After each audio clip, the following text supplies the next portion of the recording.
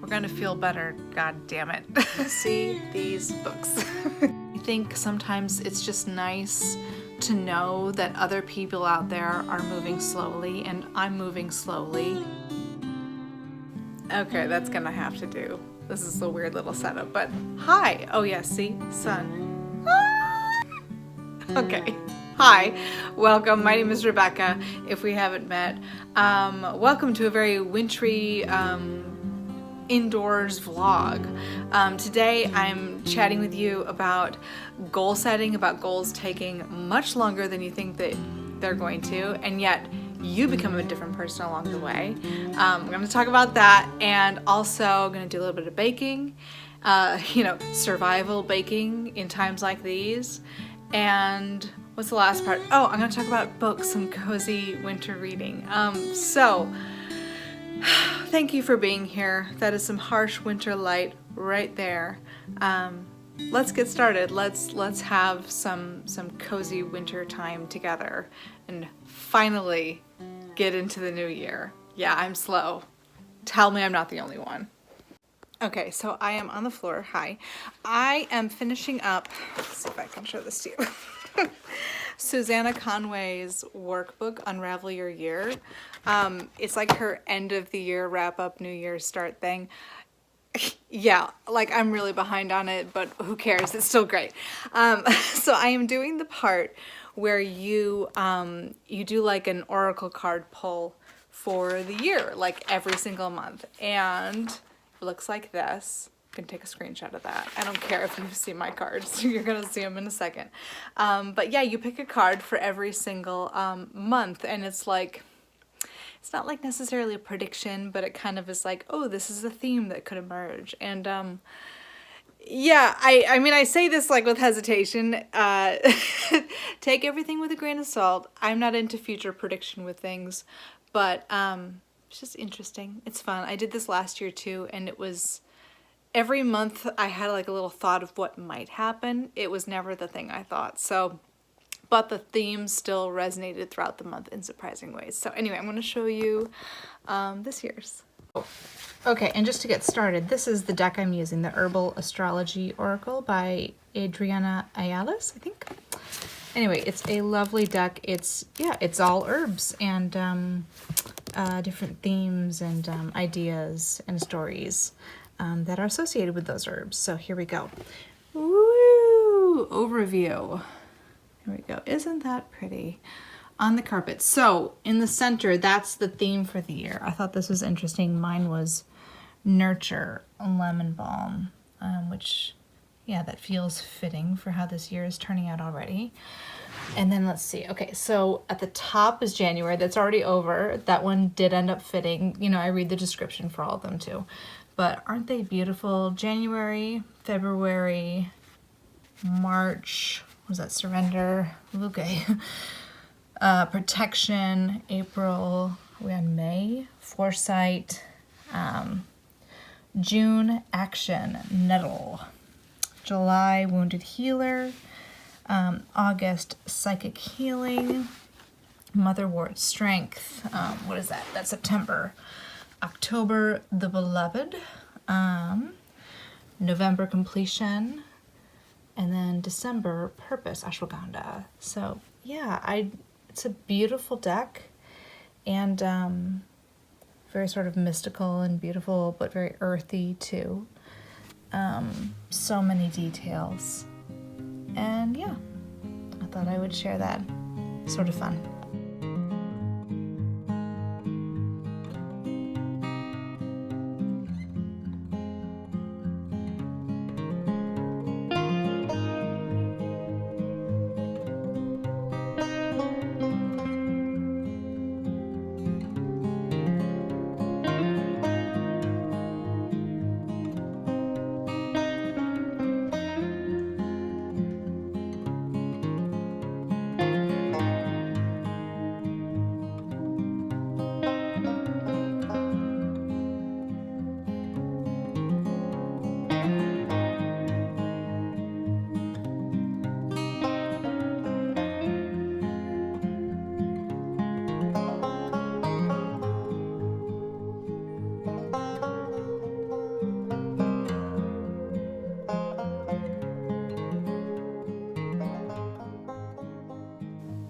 Okay, so I just finished finally this whole Unravel Your Year thing, goal setting for 2026. One reason why I'm kind of late in even setting goals for 2026 is, frankly, I have the same exact goals as I had last year.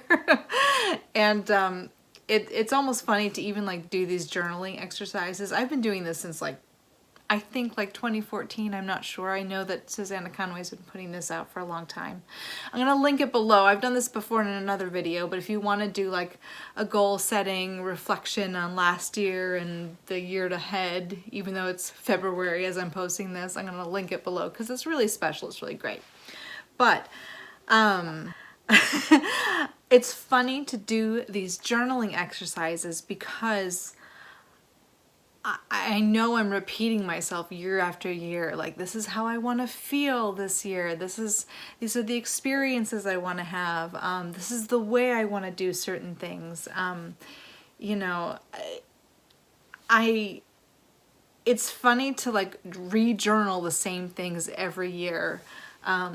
There's almost a feeling of like, okay, I'm not really learning anything new about myself.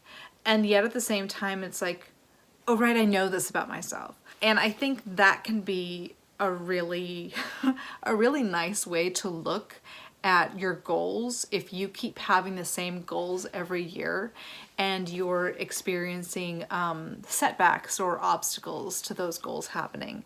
I know that for one thing, February can be the time of year where we like, quote, fall off the wagon with whatever our resolutions were, whatever our goals were. And yet the year is just beginning, and really I don't think the year even begins until the spring because we're all still sort of in a hibernation mode right now anyway.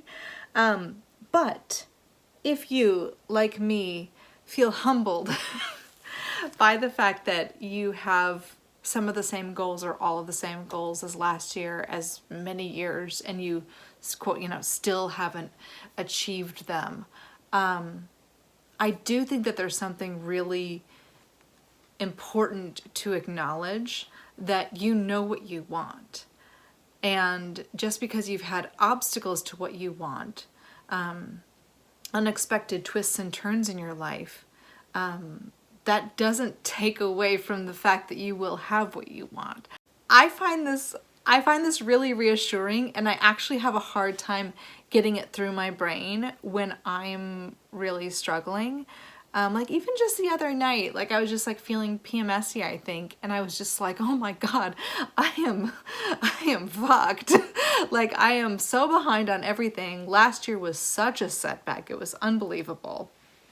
And I had to remind myself, oh yeah, just because it's like really cozy to be afraid and to panic, and because it's a familiar thing that I've done a lot in my life, panic, doesn't mean it's actually a legitimate fear to like listen to. So like even as I look at these goals and this, as I plot out as best I can 2026, I don't have to panic. That's like that's an option. I could do that.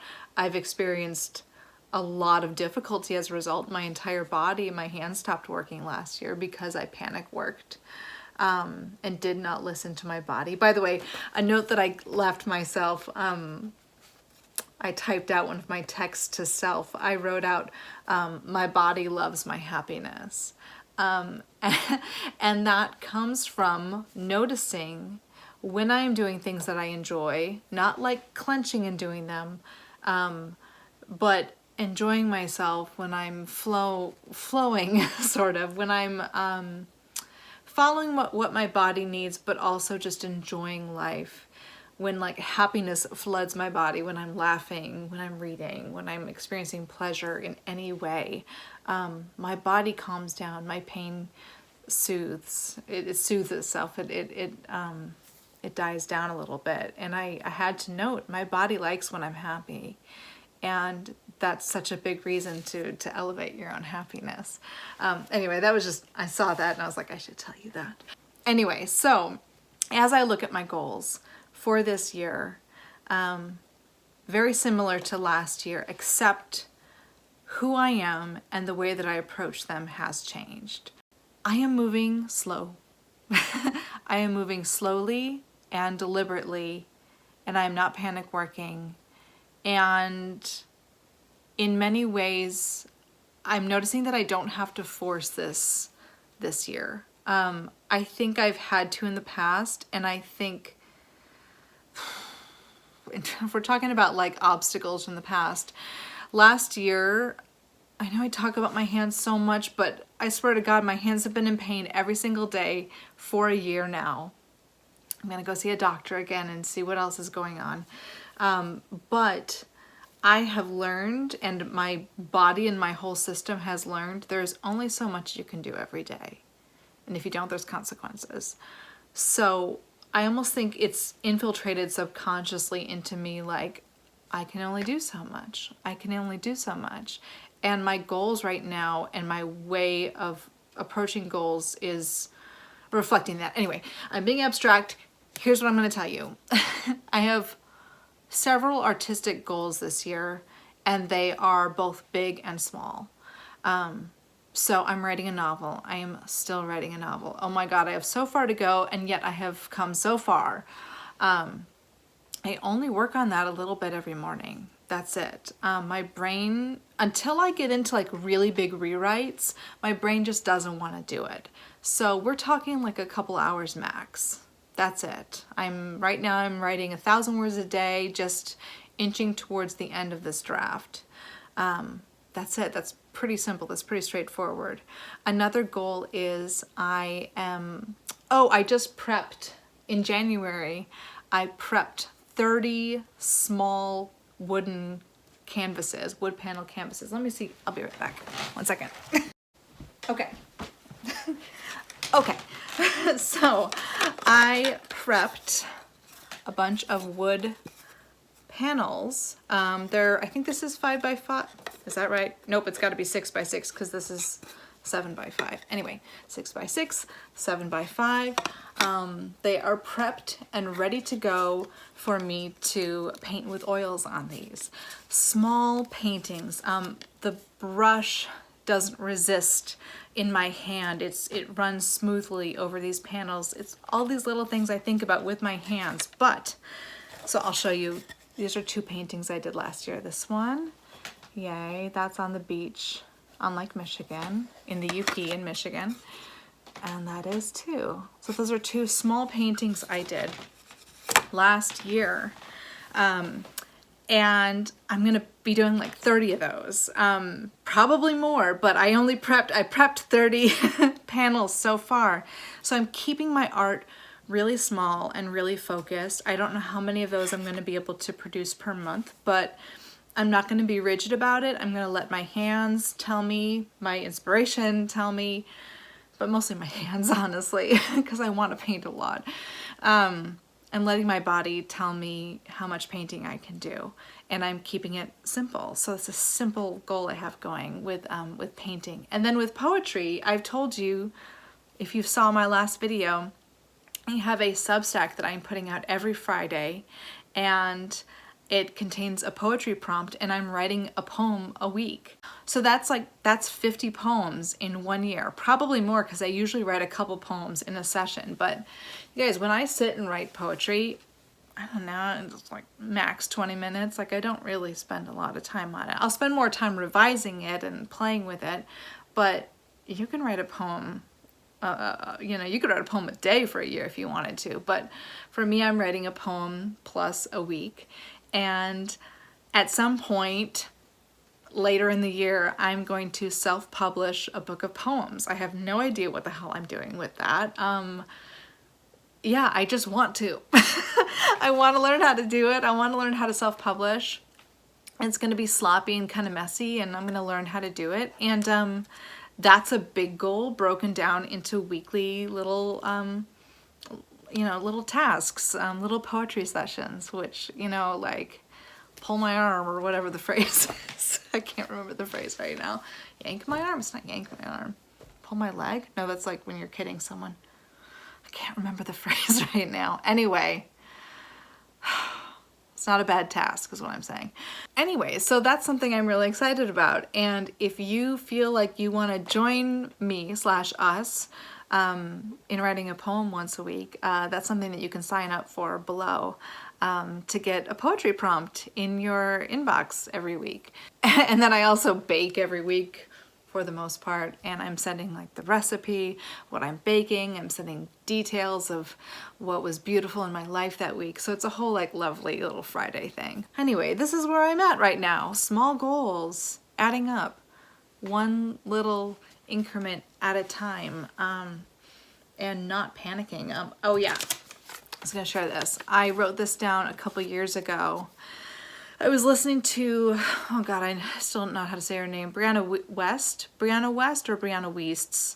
podcast. She just has like a handful of episodes. If you know Brianna West, where is she?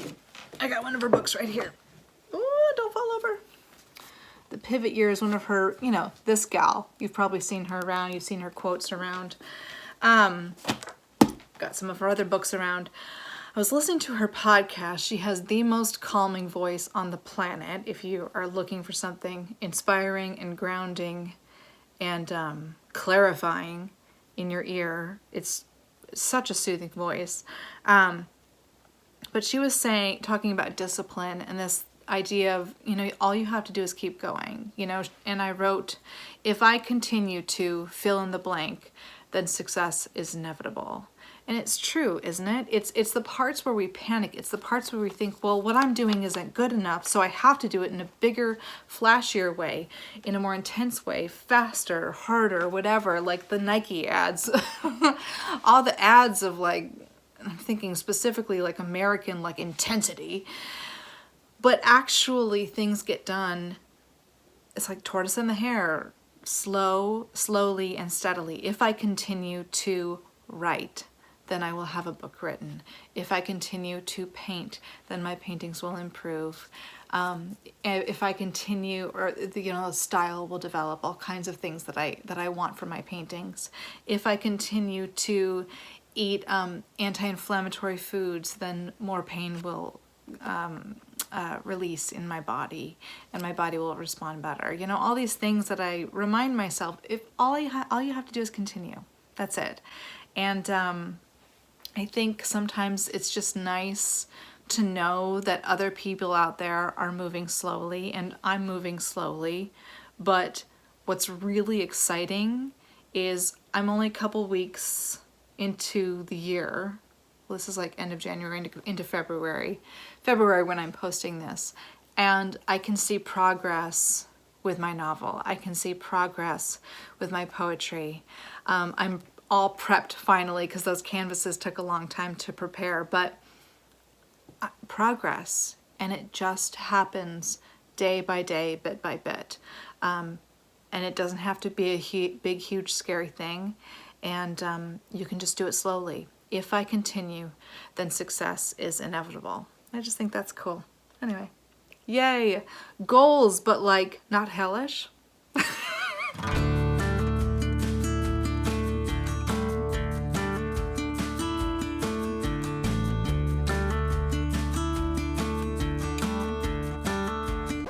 Okay, guys, I have to do it. I have to bake some emergency cookies. I have to. Like, the world is in chaos. I don't even know what fucking date it is. We've been dealing with the ICE agents for weeks in Minneapolis. There are horrors in the news. It's rough. It's heavy. And I want to keep this YouTube generally like a place where we can find joy and comfort and community during hard times, but sometimes it just gets you down.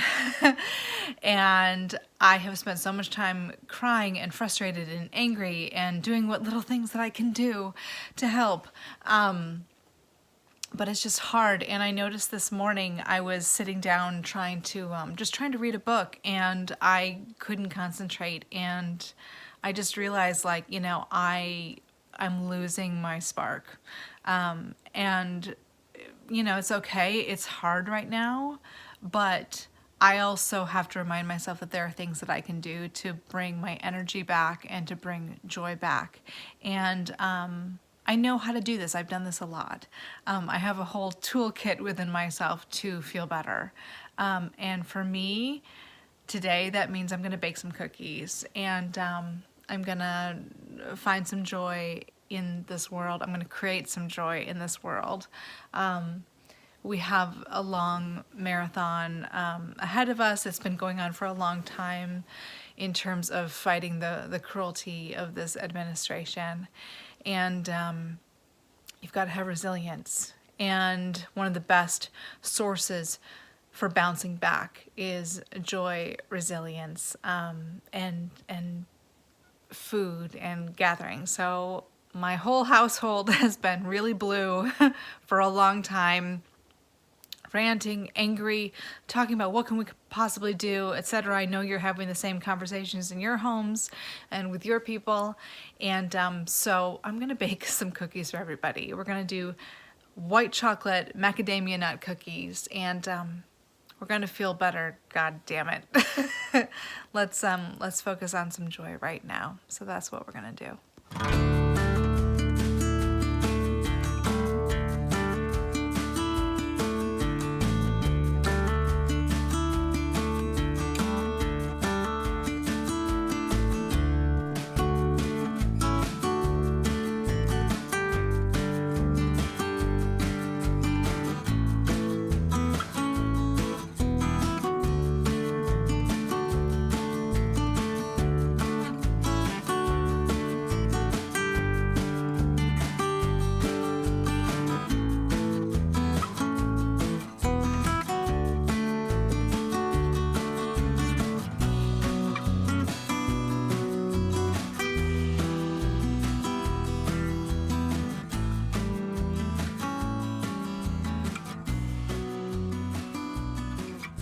Books. Yay, winter reading. It's kind of bright. Can you see these books? I haven't done a book chat in a while. I really deeply enjoyed all these books. But books, here we go. First one. I read this sort of over January 1st and into the new year. And I loved Alison Espach's, I think is how you say her name. I loved her novel, The Wedding People. It's wonderful, it's funny, it's sad, it's bittersweet, I love that book. It's very successful for a reason. If you haven't read it, Google it, you'll recognize the cover. I love that book. So, therefore, I said to myself, I want to read more of her books. I also really like her writing style, and it's inspiring for me with my own novel as I try to figure out exactly what kind of tone I'm trying to create in my book. So yeah, I'm really inspired by her as an author. Notes on Your Sudden Disappearance focuses on two sisters. It's at the heart of it, it's about the younger sister looking up to her older sister, and it's about their relationship with a boy that the older sister has a crush on. The two girls share a bedroom. They talk about this boy all the time. They develop this relationship with him. And it's about their experiences with this boy and with their parents and as a family over the years. And I will tell you up front, this is a heavy book. It's a grief book. There is a prominent death in it. I appreciated that the book does not tell you, like the book description does not tell you who dies. Yeah, and I'm not going to tell you either, but it's a wonderful book. It is a really sharp observation of what it's like to go through grief. I did not expect this book to be that heavy, but it is really funny at times. It is really sweet. It depicts a sibling relationship perfectly, that intense closeness, and then also that experience of pushing your siblings away and all those complicated emotions that come with growing up and figuring out who you are and how you're different from your family, that kind of thing. And the ending pulls everything together so beautifully. But yeah, I will say, whew, it is a bit heavy, and as I was finishing this book, I was like, there is absolutely no way in hell that she has not been through grief. This was so specific, and I related to it so much, having lost my dad.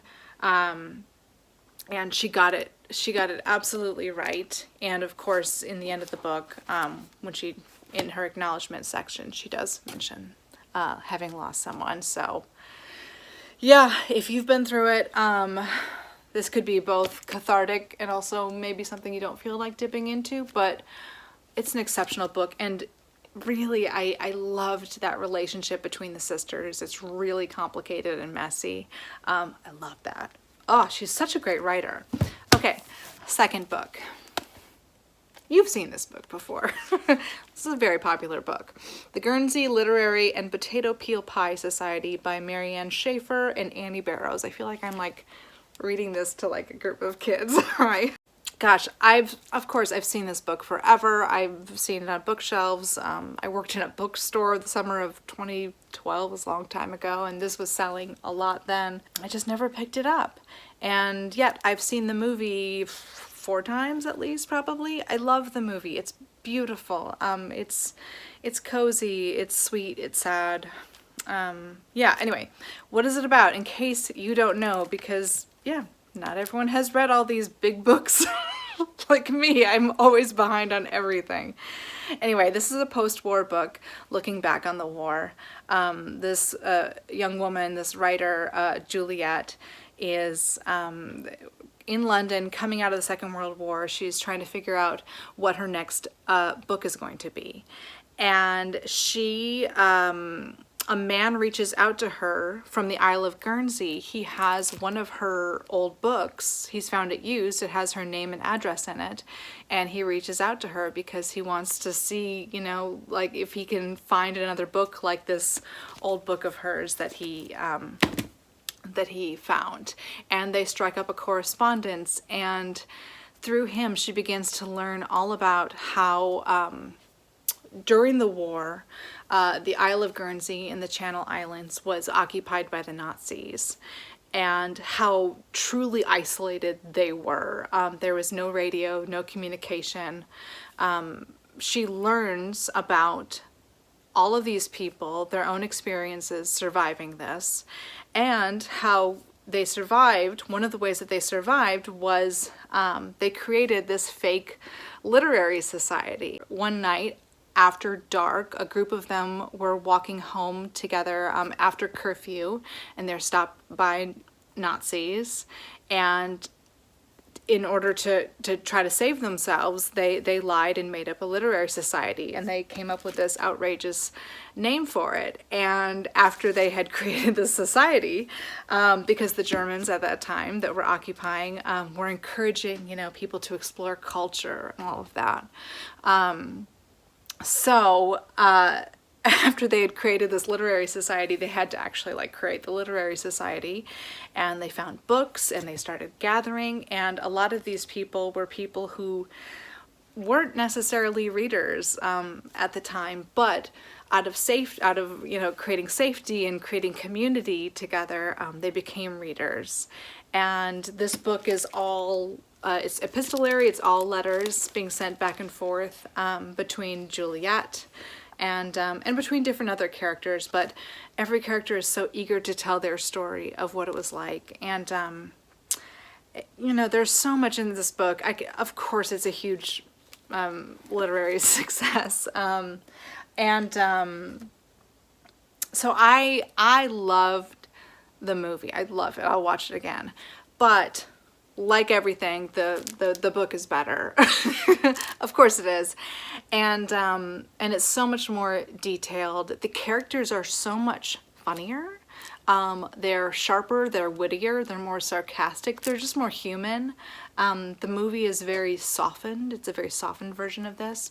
The details about the war and about concentration camps are much more intense. And it is both a lighter and a harder story than the movie, which makes sense. That's sort of like what we do in film, is like things get like neutered down. Anyway, I love this book. I loved it.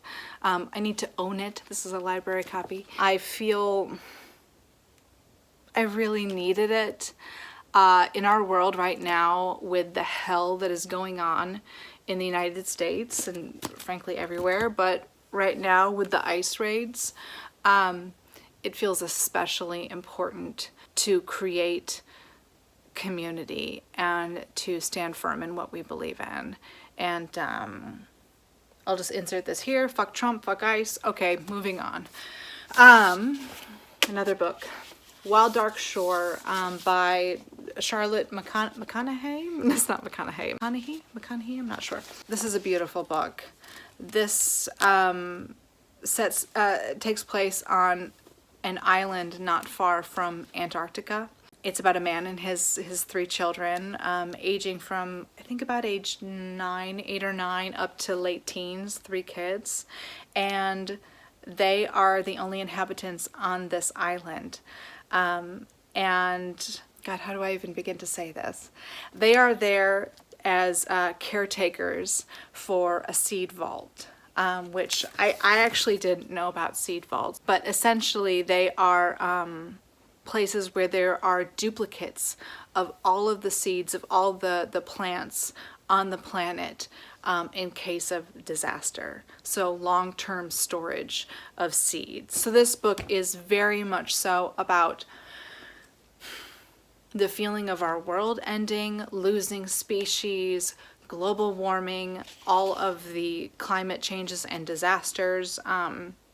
Throughout this book, the waters are rising on this island, and the seed vault is in danger. Also, I've like buried the lead. This is the central story in this is that a woman washes up on shore. A mysterious woman washes up on shore. And this family doesn't know what to do with her, and they don't know why she's there. And everybody has a secret. Everybody has a secret. So I feel like I buried the lead that like this is kind of a thriller. It's very nature-based. This woman is absolutely an incredible nature writer, very scientific, and yet it's a thriller, and it kind of pulls you into the story. It did take me a little bit to get into it, but once I was in, I was like, oh my God, what's going to happen? So I love this book. It was beautiful, elegantly written, deeply moving. Yeah. Last one. Hello. Winter Solstice by Rosamund Pilcher. So, you can see I'm only this far into it, but I'm really enjoying, can we see that? I'm really enjoying this so far. So I first heard about this book from a YouTuber named Morgan Long. I was like watching her a lot over Christmas. Very cozy like videos.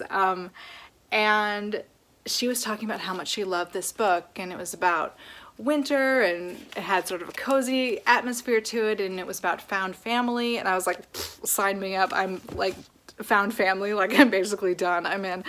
And I knew that Rosamund Pilcher sounded familiar, and I knew about the book The Shell Seekers. My mom loves that book, and I knew it was on my mom's bookshelf, so I was like, I wonder if she also has Winter Solstice, and she did.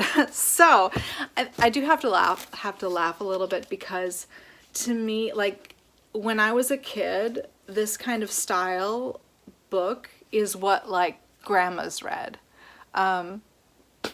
This is an ongoing saga of Rebecca not being an asshole about book covers, but about everything basically. But I have, there's no way I haven't seen this book on my mom's bookshelf and been like, I don't want to read that.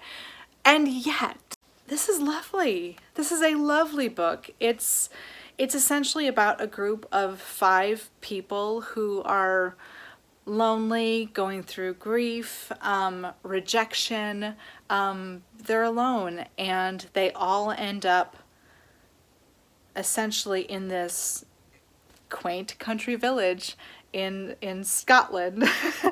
And they're all, I haven't gotten to the point where any of them are really like meeting each other yet, but they're all going to come together essentially for winter and for solstice. It moves at its own pace. It is a quiet book. It's sweet. It's heartwarming. it actually does remind me in a way of like being with a grandma. And I'm trying to not, I don't want to be offensive about this, but it is cozy. It is very detailed. Like, you are brought into this like warm hearth of a book, and you get to know these characters, like they're drinking their tea and they're having their wonderful meals together, and they're visiting each other's homes, and you know, you learn what they're wearing, and it has a properness to it, and yet a warmth and a bit of sassiness to it that reminds me of like a really cool, sweet grandma. And yet it also it has a little bit of, it is old-fashioned. Like, there's some elements of it where it's like, holy shit, there's like a 19-year-old that was able to buy a house because of her dad. Like, her dad gave her a trust fund. Like, what the fuck? Okay. And then it also has the feeling of like stiff upper lip, because there's quite a bit of stiff upper lipness to it that does remind me of grandparents and people of that particular generation. This book was published in 2000, so a while ago, and she was a bit of an older lady then. I think she actually is pretty close to my grandparents' ages, or was. My grandparents have all passed, as has she.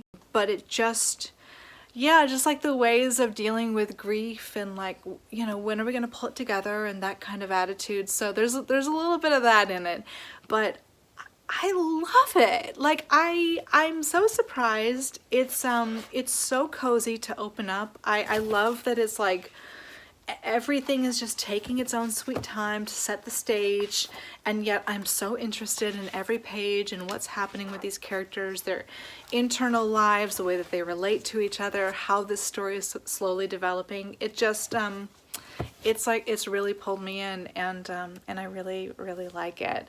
And it's a healing balm for our times lately. So anyway, if you're looking for some cozy reading, I would recommend all of these. If I was to recommend a favorite, I would go this book. I love this book. I love this book. I love this book. I love it. I want my own literary and potato peel pie society. Come on. Anyway, that's it. Those are some great books. All right.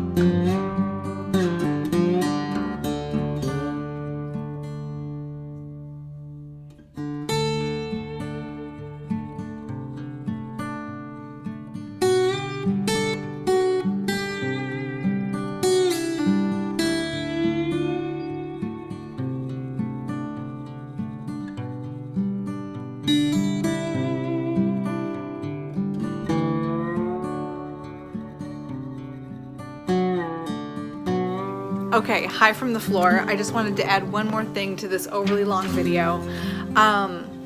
Do you do a word of the year? Let me know if you do. Tell me your word below. If so, this is a thing. I know a lot of you know that this is a thing, the idea of doing a word of the year. I think I probably first heard of it from Susannah Conway's Unravel Your Year, but who knows? That was like a decade ago. Lord knows. But anyway, I do a word of the year. Sometimes it's helpful, sometimes it's not. Sometimes I forget about it. Last year my word was fabulous, and last year I lost the use of my hands for a while and it was really bad. But fabulous was still a helpful word because it helped me remember what I wanted, what felt good. Anyway, so word of the year this year, I wanted to end with this, is two words. Which is apropos considering my word of the year is our fuck it. Fuck it. And here's why, because I want this to be quick.